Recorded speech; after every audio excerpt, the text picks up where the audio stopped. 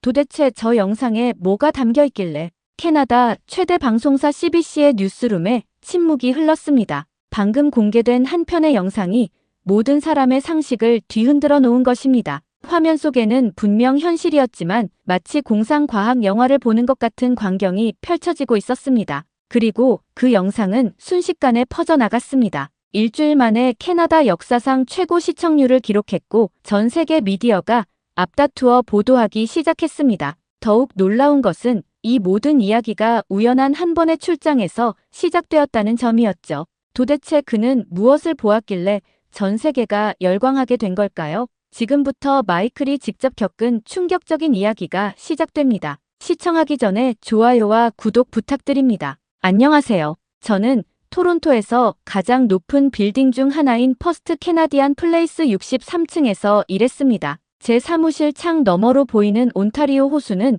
매일 아침 제게 특별한 영감을 주곤 했죠. 15년 전 21살의 제가 이 회사 인턴으로 처음 발을 디뎠을 때만 해도 이렇게 최상층 전용 오피스에서 일하게 될 줄은 상상도 못했습니다. 제 사무실 벽면에는 지난 10년간의 성과들이 빼곡히 걸려 있었습니다. 몬트리올 스마트 교통 시스템 구축 프로젝트의 완공 사진, 밴쿠버 친환경 도시 계획 상패, 워싱턴 DC의 도시 재생 프로젝트 감사장까지. 특히 몬트리올 프로젝트는 제 경력의 터닝 포인트였죠. 당시 모든 전문가들이 불가능하다고 했던 교통 체증 문제를 AI 기반 신호 체계로 해결하면서 저는 북미 최고의 도시 환경 컨설턴트로 자리매김할 수 있었습니다. 매일 아침 저는 같은 루틴으로 하루를 시작했습니다. 63층 창가에 서서 커피를 마시며 아래로 펼쳐진 도시를 내려다보는 것이죠. 출근하는 사람들, 달리는 자동차들, 그 모든 것이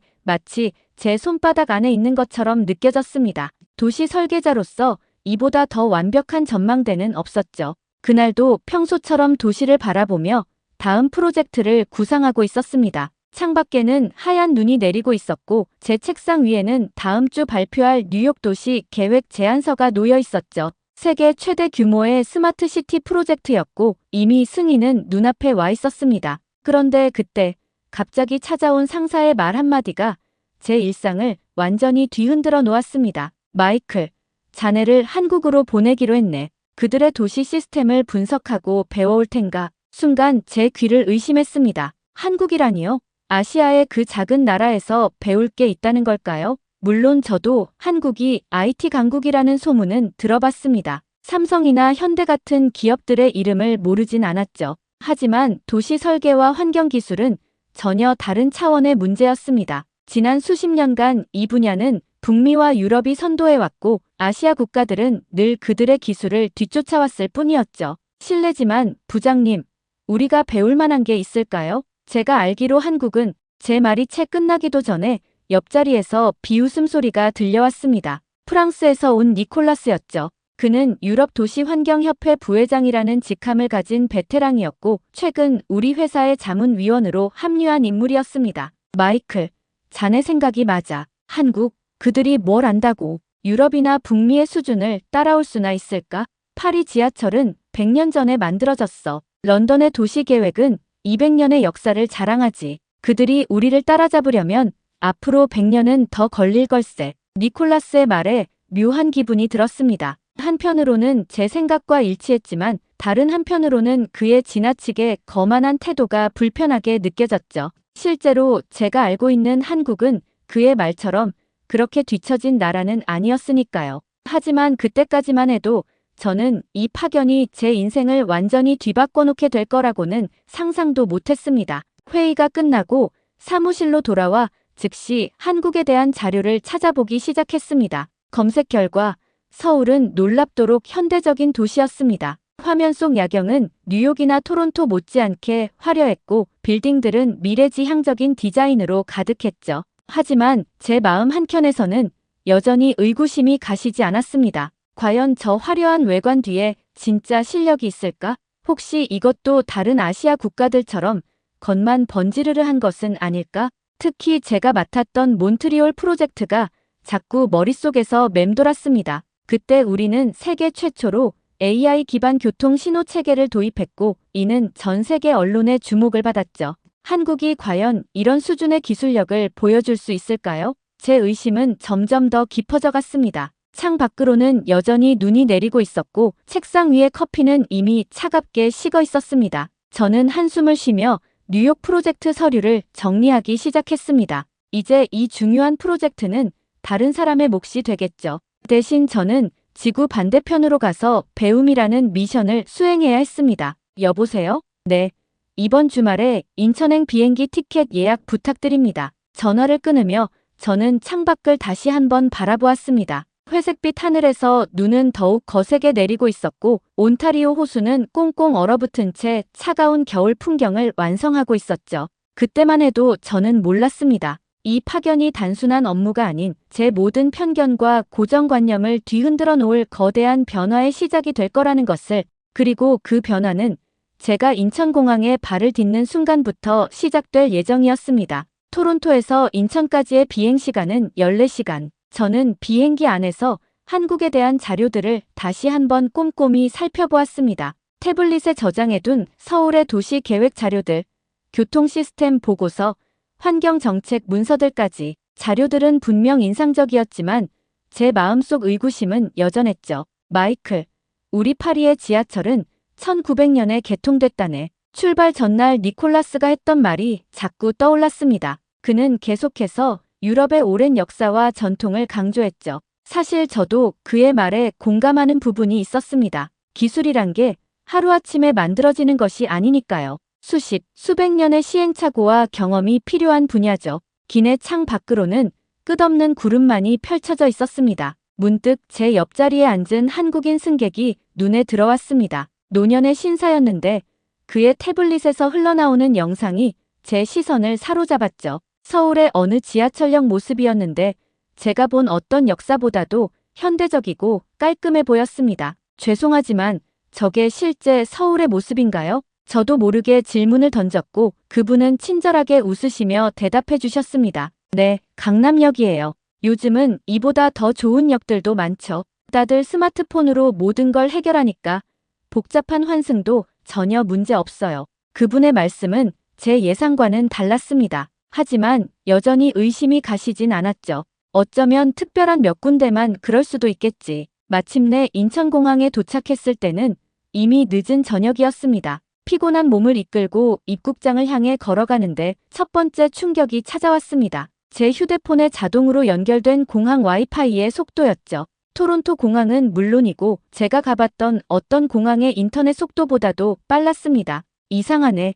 공항이라고 특별히 신경 쓴 걸까? 입국 심사대로 향하는 동안 주변을 유심히 살펴보았습니다. 모든 것이 완벽하게 체계적이었죠. 무인 입국 심사대는 물론이고 로봇 안내원까지. 처음 보는 광경이었습니다. 하지만 저는 여전히 이것이 쇼윈도 효과일 거라 생각했습니다. 한국에 오신 걸 환영합니다. 그랜드 씨. 입국 심사관은 제 여권을 보자마자 제 이름을 불렀습니다. 제가 놀란 기색을 보이자 그는 빙그레 웃으며 설명해 주었죠. 저희 시스템에 고객님의 방문 목적이 등록되어 있습니다. 도시환경 연구를 위해 오셨더군요. 필요하시다면 관련 부서 연락처를 안내해 드릴 수 있습니다. 이건 정말 예상 밖이었습니다. 캐나다에서는 상상도 할 수 없는 수준의 시스템 통합이었죠. 공항에서 나와 리무진 버스를 탔습니다. 차량 내부의 모니터에는 실시간으로 교통 상황이 업데이트되고 있었고 예상 도착 시간은 분 단위로 조정되었습니다. 그것도 무료 와이파이를 통해서요. 창밖으로 보이는 도로는 깨끗했고 교통 흐름도 놀라울 정도로 순조로웠습니다. 서울 도심에 들어설 때쯤 제 휴대폰으로 한 통의 메시지가 왔습니다. 니콜라스였죠. 마이클, 어떤가? 아마 화려한 겉모습에 놀랐겠지? 하지만 자네도 알다시피 그건 다 표면적인 거야. 진짜 핵심 기술력은 우리가 가지고 있지. 내일 출근하면 연락해주게. 그의 메시지를 읽으며 창밖을 바라보았습니다. 끝없이 이어지는 빌딩 숲 사이로 첨단 디지털 광고판들이 빛나고 있었고 거리는 여전히 활기찼습니다. 뉴욕의 타임스퀘어나 토론토의 영 스트리트가 떠올랐지만 뭔가 달랐습니다. 이곳의 에너지는 더욱 미래지향적이었죠. 호텔에 도착해 체크인을 하는 동안에도 놀라움의 연속이었습니다. 모바일 체크인, 디지털 키, 객실 내 음성 인식 시스템까지 모든 것이 완벽하게 통합되어 있었고 직관적이었습니다. 룸서비스 메뉴를 훑어보다가 문득 스마트폰을 들여다보았습니다. 인천공항에서부터 지금까지 단 한 번의 끊김도 없었던 인터넷 연결. 처음에는 특별한 구간이겠지라고 생각했는데 어느덧 서울 시내 한복판까지 와서도 그 속도는 전혀 변함이 없었습니다. 침대에 누워 천장을 바라보며 생각에 잠겼습니다. 불과 하루 전만 해도 저는 이곳에 대해 얼마나 많은 편견을 가지고 있었을까요? 하지만 지금 이 순간에도 제 머릿속에서는 여전히 두 개의 목소리가 충돌하고 있었습니다. 한쪽에서는 이건 분명 표면적인 것일 뿐이야 라고 속삭이는 니콜라스의 목소리가, 다른 한쪽에서는 이걸 단순한 겉모습이라고만 할 수 있을까? 라는 의문이 들었죠. 창 밖으로는 서울의 야경이 펼쳐져 있었습니다. 수많은 빌딩들 사이로 반짝이는 불빛들, 그리고 그 불빛 아래에서 여전히 활기차게 움직이는 도시의 모습. 마치 살아있는 유기체처럼 끊임없이 진화하는 이 도시를 보며 저는 내일부터 시작될 제 임무에 대해 생각했습니다. 다음 날 아침, 저는 서울시청으로 향할 예정이었습니다. 그곳에서 스마트 도시 개발팀의 박혜진 팀장을 만나기로 되어 있었죠. 취침 모드로 전환되는 객실의 조명 속에서 저는 묘한 긴장감을 느꼈습니다. 이제 정말 본격적인 충격이 시작될 것만 같은 예감이 들었기 때문입니다. 그리고 그 예감은 다음날 아침 제가 서울의 출근 시간을 경험하면서부터 현실이 되기 시작했습니다. 아침 7시, 저는 호텔 레스토랑에서 서둘러 아침 식사를 마치고 서울시청으로 향했습니다. 평소 같았으면 택시를 탔겠지만 이번에는 일부러 지하철을 선택했습니다. 도시의 대중교통 시스템을 직접 경험해보고 싶었거든요. 지하철역으로 향하는 길, 스마트폰 지도 앱이 실시간으로 가장 빠른 경로를 안내했습니다. 특이한 점은 도보 구간까지 정확하게 예측한다는 거였죠. 심지어 신호등 대기 시간까지 계산되어 있었습니다. 이건 분명 토론토에서는 볼 수 없었던 수준의 정밀함이었습니다. 이런 건 엄청난데, 제 입에서 무심코 감탄사가 나왔지만 곧바로 고개를 저었습니다. 단순한 소프트웨어일 뿐이야. 진짜 중요한 건 도시 인프라겠지. 지하철역에 도착해서 제가 마주한 첫 번째 당혹감은 개찰구였습니다. 사람들이 지갑을 꺼내지도 않고 그냥 휴대폰을 대거나 아예 가방에서 꺼내지도 않은 채 통과하고 있었거든요. 나중에 알고 보니 디지털 교통카드가 휴대폰에 내장되어 있어서 전원이 꺼져 있어도 결제가 된다고 하더군요. 무슨 수준이지? 플랫폼에서 기차를 기다리는 동안 벽면에 대형 스크린이 눈에 들어왔습니다. 열차의 실시간 위치는 물론 각 칸의 혼잡도까지 정확하게 표시하고 있었죠. 심지어 역 주변 날씨와 미세먼지 정보까지 제공되고 있었습니다. 열차에 탑승하자마자 제 휴대폰으로 알림이 왔습니다. 서울시청역까지 4개 정거장, 예상 소요시간 6분, 하차 시 3번 출구 이용 시 도보 2분, 저도 모르게 쓴웃음이 나왔습니다. 캐나다에서는 상상도 할 수 없는 수준의 서비스였으니까요. 하지만 동시에 불편한 감정이 스멀스멀 올라왔습니다. 우리가 여태껏 자부심을 가져왔던 시스템들이 여기서는 이미 기본 중의 기본으로 취급되고 있었으니까요. 그랜트 씨, 서울에 오신 것을 환영합니다. 서울시청 스마트도시개발팀 사무실에서 박혜진 팀장이 저를 맞이했습니다. 30대 초반으로 보이는 그녀는 완벽한 영어 실력과 함께 프로페셔널한 태도를 지니고 있었죠. 먼저 저희 통합관제센터부터 둘러보시죠. 박혜진 팀장을 따라 이동하는 동안 저는 계속해서 의문을 품었습니다. 과연 이 젊은 팀장이 얼마나 대단한 것을 보여줄 수 있을까? 아마도 화려한 디스플레이만 가득한 전시장 같은 곳이겠지. 하지만 제 예상은 완전히 빗나갔습니다. 통합관제센터는 마치 나사의 관제실을 연상시킬 정도로 압도적이었습니다. 수백 개의 스크린이 실시간으로 도시의 모든 것을 보여주고 있었죠. 교통 흐름, 전력 사용량, 쓰레기 처리 현황, 대기 오염도, 재난 안전 상황까지 모든 정보가 실시간으로 통합되어 관리되고 있었습니다. 이건 어떻게? 말을 잇지 못하는 저를 보며 박혜진 팀장이 설명을 이어갔습니다. 서울의 모든 인프라는 하나의 통합 시스템으로 연결되어 있습니다. AI가 실시간으로 상황을 분석하고 최적의 해결책을 제시하죠. 예를 들어 어느 구역에서 교통체증이 예상되면 신호체계가 자동으로 조정되고 우회도로 정보가 운전자들에게 전달됩니다. 이 시스템의 특별한 점은 또 있습니다. 박혜진 팀장이 다른 화면을 가리켰습니다. 보시는 것처럼 우리는 시민들의 실시간 제보와 AI 분석을 결합했어요. 예를 들어 시민이 스마트폰으로 위험 요소를 신고하면 AI가 즉시 분석해 최적의 대응 방안을 제시하죠. 지난달에는 이 시스템 덕분에 도심 지하철역의 화재 위험을 조기에 감지해 대형 사고를 예방했습니다. 화면에는 시민들이 실시간으로 올리는 제보들이 AI에 의해 분류되고 관련 부서로 전달되는 과정이 표시되고 있었습니다. 사소해 보이는 민원도 AI가 패턴을 분석해 잠재적 위험을 예측한다고 했죠. 그때 제 휴대폰으로 니콜라스에게서 메시지가 왔습니다. 마이클, 그들의 화려한 쇼는 잘 보고 있나? 하지만 자네도 알겠지. 진정한 도시 인프라는 수십 년의 경험과 노하우가 필요한 법이야. 그의 메시지를 읽는 순간 제 마음속에서 뭔가가 불편하게 꿈틀거렸습니다. 니콜라스의 말이 이제는 왠지 공허하게 들리기 시작했거든요.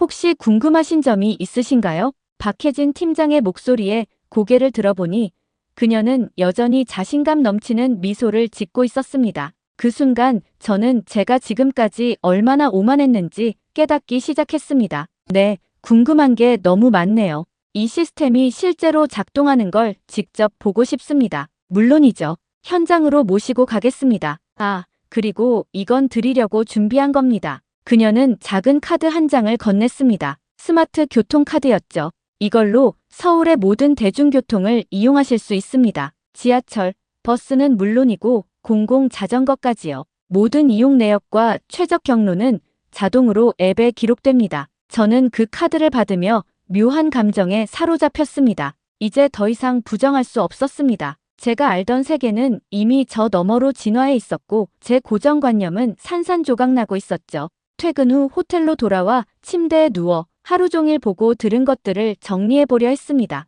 하지만 머릿속이 복잡하기만 했죠. 한편으로는 부정하고 싶었지만 다른 한편으로는 인정할 수밖에 없었습니다. 창밖으로 보이는 서울의 야경은 어제와 같았지만 제가 보는 시선은 완전히 달라져 있었습니다. 반짝이는 불빛 하나하나가 더 이상 단순한 장식이 아닌 치밀하게 계산된 도시 인프라의 일부로 보였죠. 도대체 우리는 뭘 한 걸까? 침대에 누운 채 중얼거리고 있을 때 또다시 니콜라스에게서 메시지가 왔습니다. 내일 부산으로 간다고 들었네. 자네도 알겠지만 화려한 겉모습에 현혹되면 안 되네. 우리야말로 진정한 도시 설계 전문가라는 걸 잊지 말게. 메시지를 읽으며 저는 깊은 한숨을 내쉬었습니다. 이제 니콜라스의 말이 더 이상 설득력 있게 들리지 않았거든요. 하지만 동시에 제가 이제까지 믿어왔던 모든 것들이 흔들리는 것 같은 불안감도 밀려왔습니다. 내일은 부산의 스마트 해양도시 프로젝트 현장을 방문할 예정이었습니다. 과연 그곳에서는 또 어떤 충격이 저를 기다리고 있을까요? 잠자리에 들며 저는 처음으로 제 고정관념을 내려놓을 준비가 되어 있음을 느꼈습니다. KTX 부산행 열차 안에서 저는 서울에서 찍은 영상들을 다시 한번 살펴보았습니다. 스마트 교통 시스템, 통합관제센터, 실시간 도시 데이터 분석까지 불과 몇 일 전만 해도 믿기 힘들었을 광경들이었죠. 하지만 이제는 이 모든 것이 너무나 자연스럽게 느껴졌습니다. 열차 안에서도 와이파이는 완벽했고 스마트폰 앱은 실시간으로 열차의 위치와 도착 예정 시각을 알려주고 있었습니다. 심지어 앱을 통해 열차 안에서 편의점 상품을 주문하면 다음 정차역에서 승무원이 직접 가져다주는 서비스까지 있더군요. 마이클 씨, 이번 출장은 어떠신가요? 맞은편에 앉아있던 박혜진 팀장이 물었습니다. 그녀는 부산 스마트 해양도시 프로젝트 현장을 직접 안내하기 위해 저와 동행하고 있었죠. 솔직히 말씀드리면 충격의 연속입니다. 제가 알고 있던 것과는 너무 다르네요. 그렇죠? 사실 우리도 처음부터 이런 시스템을 구축한 건 아니에요. 수많은 시행착오가 있었죠. 박혜진 팀장은 노트북을 꺼내 과거 서울의 모습을 보여주기 시작했습니다. 2000년대 초반의 교통체증, 환경오염, 도시 문제들, 그리고 그것들을 해결해 나가는 과정이 고스란히 담겨 있었죠. 우리는 문제를 해결할 때마다 그 데이터를 축적했어요. 실패한 사례까지도요. 그리고 그 모든 정보를 AI로 분석해서 더 나은 해결책을 찾았죠. 마이클 씨가 보신 통합관제센터도 이런 과정을 거쳐 만들어진 겁니다. 그녀의 설명을 들으며 문득 니콜라스의 말이 떠올랐습니다. 오랜 역사와 전통을 강조하던 그의 목소리가 이제는 왠지 공허하게 들리더군요. 그런데 혜진 씨, 왜 이런 성과들이 세계적으로 잘 알려지지 않은 걸까요? 아마도 우리가 너무 빨리 변화하다 보니 세계가 따라오지 못한 것 같아요.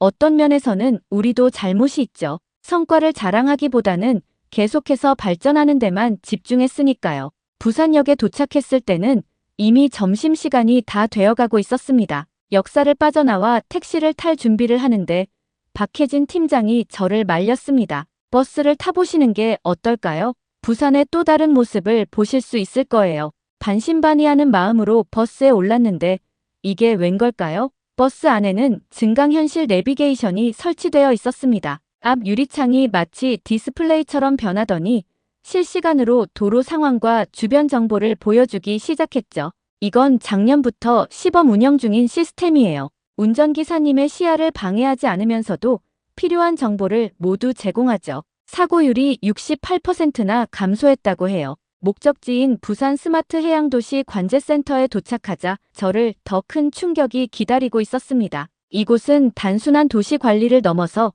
해양 환경까지 통합 관리하고 있었거든요. 이쪽을 보세요. 박혜진 팀장이 가리킨 스크린에는 부산 앞바다의 실시간 상황이 3D로 구현되어 있었습니다. 해류의 움직임, 수온 변화, 선박의 위치, 심지어 물고기떼의 이동까지 모든 것이 실시간으로 모니터링되고 있었죠.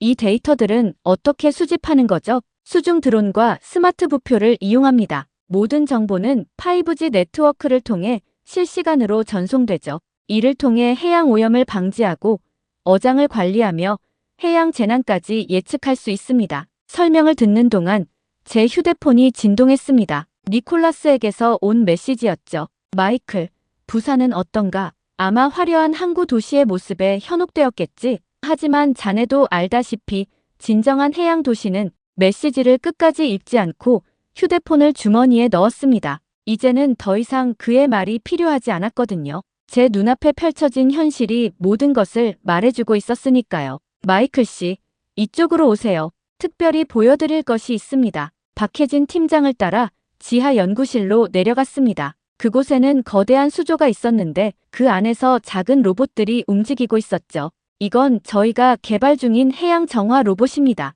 미세 플라스틱을 99.9% 수거할 수 있죠. 게다가 완전히 자율주행이 가능해서 인공지능이 오염도가 높은 지역을 스스로 찾아가 정화 작업을 수행합니다. 그 순간 제 마음속에서 무언가가 확 바뀌는 것을 느꼈습니다. 이건 단순한 기술의 차이가 아니었습니다. 이들은 도시와 자연을 하나의 생태계로 보고 모든 것을 유기적으로 연결하고 있었죠. 혜진 씨, 솔직히 말씀드리면 저는 처음에 많은 의심을 품고 왔습니다. 하지만 이제는 알아요. 다들 처음에는 그래요. 하지만 마이클 씨, 중요한 건 새로운 것을 받아들일 준비가 되어 있느냐는 거죠. 그리고 제가 보기에 마이클 씨는 이미 그 준비가 되어 있는 것 같네요. 그녀의 말에 고개를 끄덕였습니다. 맞습니다. 이제 저는 준비가 되어 있었습니다. 제가 알고 있던 모든 것을 다시 생각해 볼 준비가, 그리고 무엇보다 이 놀라운 현실을 있는 그대로 받아들일 준비가 되어 있었죠.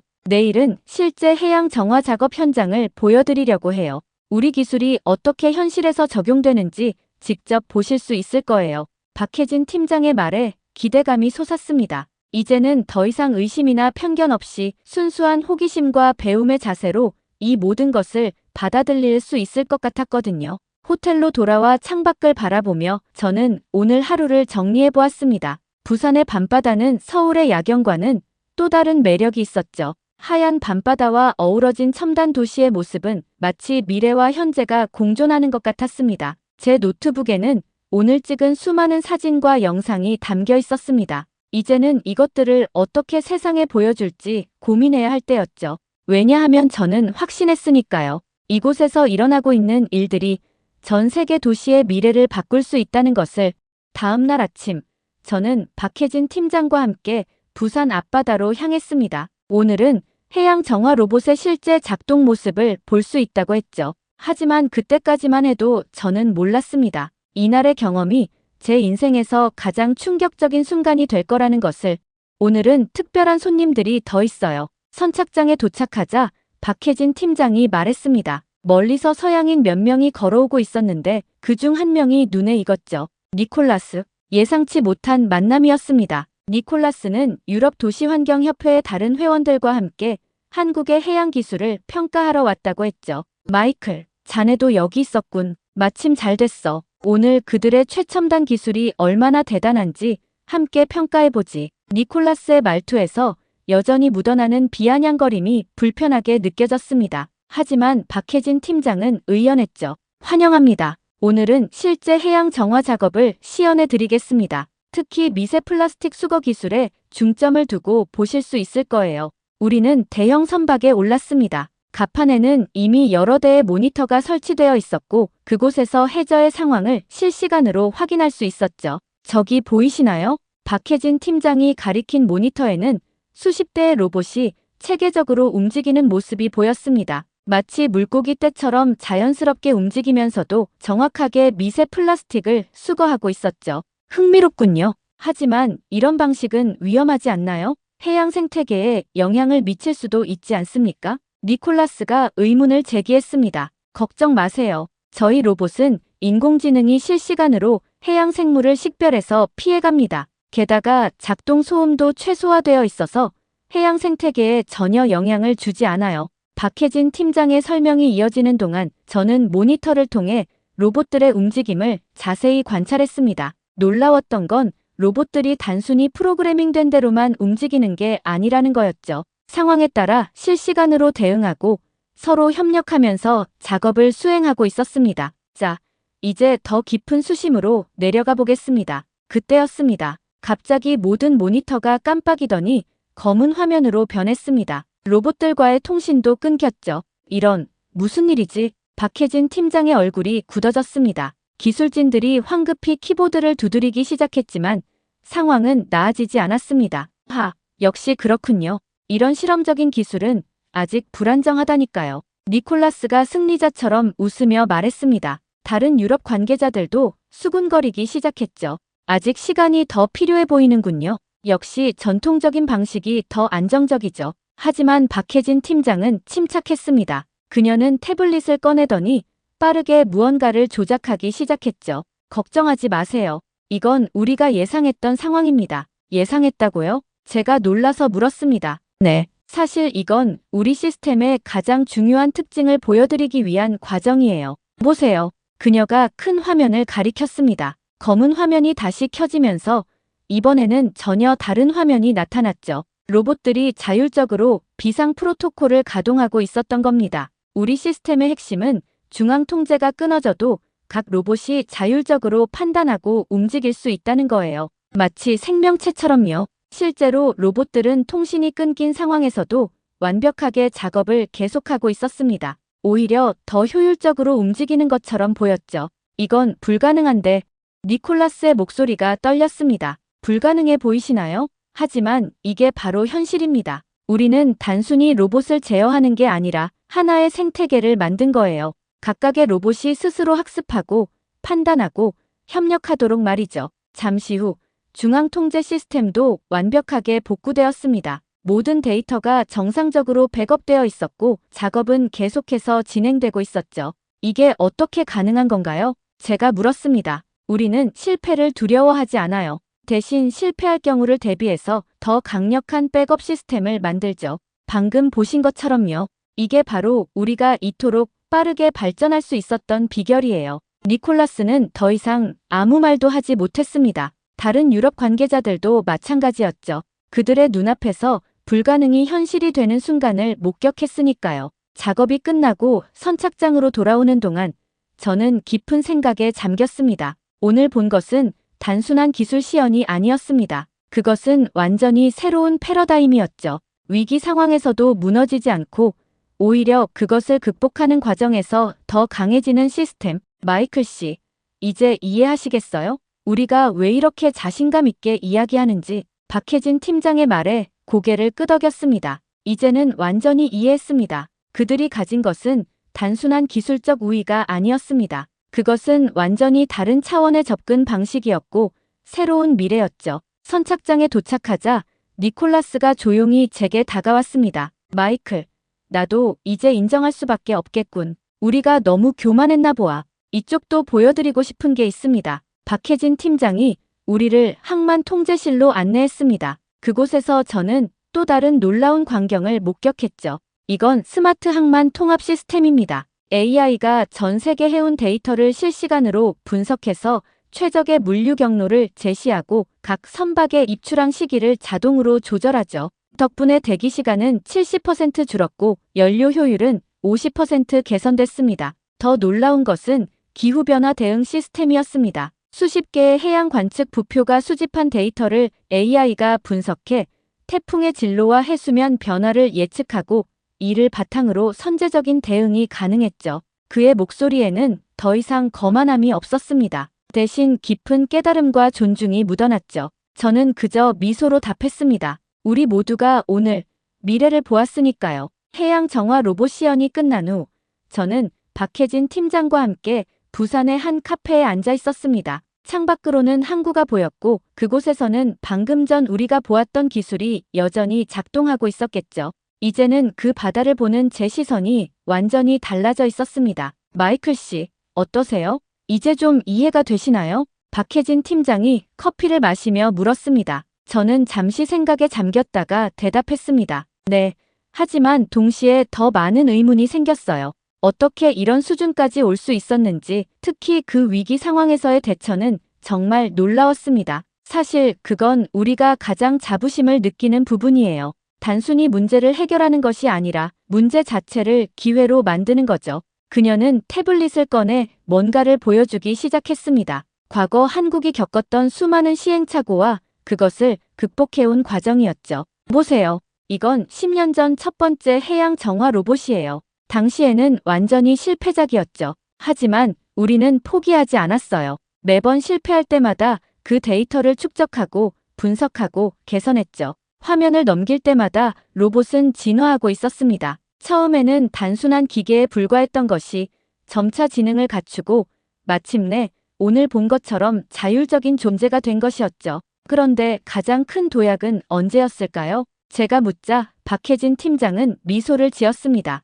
바로 우리가 통제를 포기하기로 했을 때였어요. 처음에는 모든 것을 중앙에서 통제하려고 했거든요. 하지만 그게 오히려 한계였다는 걸 깨달았죠. 그래서 발상을 완전히 바꿨어요. 각각의 로봇에게 자율성을 부여하고 서로 협력할 수 있도록 만든 거예요. 그녀의 설명을 들으며 제 머릿속에서 퍼즐 조각이 맞춰지기 시작했습니다. 이것은 단순한 기술의 진보가 아니었습니다. 완전히 다른 철학, 다른 접근 방식이었죠. 그러고 보니 서울에서 봤던 도시 시스템도 비슷한 원리였네요. 맞아요. 우리의 모든 시스템은 같은 철학을 공유하고 있어요. 중앙 통제는 최소화하고 각 요소들이 자율적으로 움직이되 서로 유기적으로 연결되도록 하는 거죠. 문득 창밖으로 보이는 항구의 모습이 새롭게 보였습니다. 수많은 선박들이 오가고 크레인이 컨테이너를 옮기고 사람들이 분주히 움직이는 모습, 이 모든 것이 하나의 거대한 유기체처럼 움직이고 있었죠. 제가 궁금한 게 하나 있어요. 어떻게 이런 혁신적인 시스템을 이렇게 빨리 도입할 수 있었나요? 보통 이런 변화에는 엄청난 저항이 따르기 마련인데 박혜진 팀장은 잠시 생각에 잠겼다가 대답했습니다. 그건 아마도 우리나라만의 특별한 경험 때문일 거예요. 우리는 너무나 빠르게 변화하고 발전해왔잖아요. 그 과정에서 우리는 변화를 두려워하지 않는 법을 배웠어요. 오히려 변화를 통해 기회를 만드는 법을 터득한 거죠. 그녀의 말을 들으며 저는 제 자신의 모습을 돌아보게 되었습니다. 얼마나 많은 선입견을 가지고 있었는지, 그리고 그것들이 얼마나 제 시야를 가리고 있었는지. 사실 처음에 저는 이곳에 오는 것을 거부하고 싶었어요. 배우러 간다는 것 자체가 자존심 상했거든요. 그래서 더 감사해요. 마이클 씨가 그런 선입견을 깨고 이렇게 열린 마음으로 보려고 노력해 주시니까요. 대화를 나누는 동안 해가 저물기 시작했습니다. 항구의 불빛이 하나둘 켜지기 시작했고 그 불빛은 마치 별처럼 반짝였죠. 내일은 제주도로 가볼 예정이에요. 거기서는 또 다른 놀라운 것을 보실 수 있을 거예요. 제주도에도 이런 시스템이 있나요? 네, 하지만 조금 다른 방식으로요. 제주도는 우리의 미래 비전을 실험하는 곳이에요. 완전한 탄소 중립을 목표로 하는 스마트 아일랜드 프로젝트가 진행 중이거든요. 그 말을 듣는 순간 저는 또 다른 가능성을 보았습니다. 이들은 단순히 현재의 문제를 해결하는 것을 넘어 이미 미래를 준비하고 있었던 거죠. 카페를 나와 호텔로 돌아가는 길, 저는 휴대폰을 꺼내 니콜라스에게 메시지를 보냈습니다. 오늘 본 것들에 대해 어떻게 생각하시나요? 잠시 후 그의 답장이 왔습니다. 마이클, 나도 많은 생각이 들었네. 우리가 얼마나 기존의 틀에 갇혀 있었는지 아마도 이제는 우리도 변해야 할 때가 온 것 같아. 그의 답장을 읽으며 미소 지었습니다. 변화는 이미 시작되었고 우리는 그 한가운데 있었으니까요. 호텔방에 돌아와 노트북을 펼쳤습니다. 오늘 찍은 영상들과 사진들을 정리하면서 저는 이 모든 것을 어떻게 세상에 전달할지 고민했습니다. 단순한 기술 보고서로는 부족할 것 같았어요. 이건 기술 그 이상의 이야기였으니까요. 창밖으로 보이는 부산의 야경은 여전히 아름다웠습니다. 하지만 이제 저는 그 불빛 하나하나가 가진 의미를 알게 되었죠. 그것은 단순한 장식이 아닌 하나의 거대한 생명체처럼 움직이는 도시의 신호였습니다. 침대에 누워 내일의 제주도 방문을 생각하며 저는 문득 깨달았습니다. 제가 이곳에 온 것은 단순히 기술을 배우기 위해서가 아니었다는 것을, 그것은 완전히 새로운 시각으로 세상을 바라보는 법을 배우는 여정이었던 거죠. 제주도로 향하는 비행기 안에서 저는 지난 며칠간의 경험을 정리해 보았습니다. 서울에서 본 통합도시 관제 시스템, 부산의 해양 정화 로봇까지 모든 것이 제가 알던 세계의 한계를 뛰어넘는 것들이었죠. 제주도에서는 또 어떤 놀라운 것을 보게 될까요? 옆자리에 앉은 박혜진 팀장에게 물었습니다. 이번에는 조금 특별할 거예요. 제주도는 우리의 미래가 어떤 모습일지 직접 체험해 볼 수 있는 곳이니까요. 비행기가 제주 상공에 들어서자 창밖으로 섬의 전경이 보였습니다. 그런데 뭔가 달랐어요. 섬 전체가 마치 하나의 거대한 정원처럼 보였거든요. 저게 보이시나요? 저 초록색 지붕들이요. 박혜진 팀장이 가리키는 곳을 보니 건물들의 지붕이 모두 태양광 패널과 정원으로 뒤덮여 있었습니다. 제주도는 현재 전력의 92%를 재생에너지로 충당하고 있어요. 2025년이면 100% 달성할 예정이고요. 그게 가능한가요? 직접 확인해 보시죠. 제주공항에 도착해 전기차에 탑승했을 때 첫 번째 놀라움이 찾아왔습니다. 차량 내부의 디스플레이가 실시간으로 우리가 사용 중인 전력의 출처를 보여주고 있었거든요. 보세요. 지금 우리가 쓰는 전기는 방금 전 저 풍력 발전기에서 생산된 거예요. 모든 전기차가 서로 연결되어 있어서 가장 효율적인 에너지 사용이 가능하죠. 스마트 에너지 그리드 센터로 향하는 동안 차창 밖으로 보이는 풍경은 마치 미래 도시를 보는 것 같았습니다. 풍력 발전기들이 우아하게 돌아가고 도로 위로는 태양광 패널이 덮여 있었죠. 심지어 가로등도 자체적으로 에너지를 생산하고 있었습니다. 이게 다 실제로 작동하고 있는 건가요? 네, 모든 것이 실시간으로 연결되어 있어요. 아, 저기 보이시나요? 박혜진 팀장이 가리킨 곳에는 거대한 유리 건물이 있었습니다. 스마트 에너지 그리드 센터였죠. 여기서 제주도의 모든 에너지 흐름을 관리하고 있어요. 건물 안으로 들어서자 서울의 통합관제센터를 연상시키는 모습이 보였습니다. 하지만 이곳은 좀 달랐죠. 벽면 가득한 디스플레이에는 섬 전체의 에너지 흐름이 마치 생명체의 혈관처럼 표시되어 있었습니다. 그런데 이건 또 뭔가요? 제가 한쪽 스크린에 표시된 생소한 정보들을 가리켰습니다. 아, 저건 스마트 모빌리티 시스템이에요. 제주도 전역에 있는 전기차 공유 서비스죠. 관광객들은 앱으로 간단히 차량을 대여할 수 있고 AI가 실시간으로 충전소 위치와 최적 관광 경로를 추천해줍니다. 박혜진 팀장의 설명처럼 화면에는 수백 대의 공유 전기차가 제주도 곳곳을 움직이는 모습이 실시간으로 표시되고 있었습니다. 더 흥미로운 것은 관광객 패턴을 분석해 혼잡도를 예측하고 이를 바탕으로 관광 동선을 자동으로 조정한다는 점이었죠. 작년부터는 AR 기반의 스마트 관광 서비스도 시작했어요. 관광객이 스마트폰으로 주변을 비추기만 해도 그 장소의 역사, 문화, 환경 정보가 실시간으로 표시됩니다. 심지어 기상 데이터와 연계해서 포토존과 최적의 촬영 시간까지 추천해준다니까요. 와, 이건 정말 말을 잇지 못하고 있을 때 뒤에서 익숙한 목소리가 들려왔습니다. 놀랍지 않나, 마이클? 니콜라스였습니다. 그는 다른 유럽 관계자들과 함께 이곳을 방문해 있었네요. 니콜라스, 당신도 여기 있었군요. 그래. 사실 어제 부산에서 본 것들이 너무 충격적이어서 제주도까지 직접 와서 확인해보고 싶었어. 니콜라스의 태도가 완전히 달라져 있었습니다. 더 이상 비웃음이나 조롱이 없었죠. 대신 진정한 관심과 존중이 느껴졌습니다. 자, 이제 가장 특별한 것을 보여드릴게요. 박혜진 팀장이 우리를 지하시설로 안내했습니다. 그곳에는 거대한 에너지 저장 시설이 있었는데 놀랍게도 그것은 제가 상상했던 것과는 전혀 달랐습니다. 이건 바닷물을 이용한 에너지 저장 시설이에요. 낮에는 남는 태양광 에너지로 물을 고지대 저수지로 끌어올리고 밤에는 그 물을 활용해 수력 발전을 하죠. 자연 그 자체를 배터리로 활용하는 거예요. 이런 방식은 들어본 적이 없는데요? 니콜라스가 물었습니다. 네, 이건 우리만의 특별한 솔루션이에요. 섬이라는 환경을 역으로 활용한 거죠. 부산에서 보신 것처럼 우리는 제약을 기회로 바꾸는 걸 좋아하거든요. 센터를 둘러보는 동안 저는 계속해서 영상을 촬영했습니다. 이건 반드시 세상에 알려야 할 이야기였으니까요. 단순한 기술 혁신이 아닌 우리가 나아가야 할 미래의 청사진이었습니다. 그런데 마이클 씨, 촬영하신 영상들은 어떻게 활용하실 계획인가요? 박혜진 팀장이 물었습니다. 사실 처음에는 단순한 기술 보고서를 생각했었어요. 하지만 이제는 달라졌습니다. 이건 단순한 보고서로는 담을 수 없는 이야기예요. 전 세계가 봐야 할 새로운 가능성, 새로운 미래죠. 그래, 마이클 말이 맞아. 니콜라스가 끼어들었습니다. 우리는 너무 오랫동안 우리만의 방식이 최선이라고 믿어왔어. 하지만 이제는 인정해야 해.